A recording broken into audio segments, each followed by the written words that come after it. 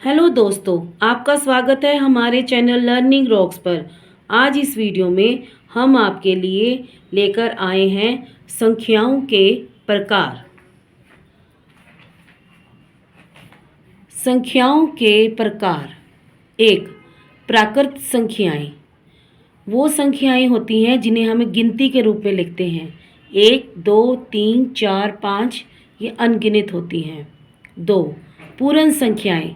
पूर्ण संख्याएं 0 से शुरू होती हैं। 0, 1, 2, 3, 4, 5, 6। 3, सम संख्याएं। वो संख्याएं जो 2 से विभाजित होती हैं। 2, 4, 6, 8, 10, 12 अनगिनत। 4, विषम संख्याएं। जो 2 से भाग नहीं होती हैं वो विषम संख्याएं होती हैं। जैसे 1, 3, 5, 7, 9, 11, 13 अनगिनत। 5, भाज्य संख्याएं। भाज्य संख्याएं वो संख्याएं होती हैं जो एक और स्वयं पे तो कटती हैं पर किसी दूसरे पहाड़े पे भी कटती है। जैसे 4 है वो 1 पे भी जाता है, 4 पर भी जाता है और 2 पर भी जाता है। ऐसे ही 4, 6, 8, 9, 10, 12 अनगिनत। अभाज्य संख्याएं। ये वो संख्याएं होती हैं जो 1 और स्वयं पे ही कटती हैं। जैसे 1 और 2, 1 और 3।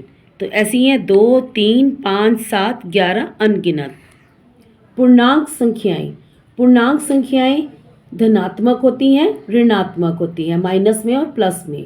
जैसे -4, -3, -2, -1, 0, 1, 2, 3, 4। परिमेय संख्याएं। परिमेय संख्याएं को हम P/Q की तरह लिखते हैं। जैसे हम 3/2, 1/2 माइनस में और प्लस में, इसको हम बटे में ही लिखते हैं।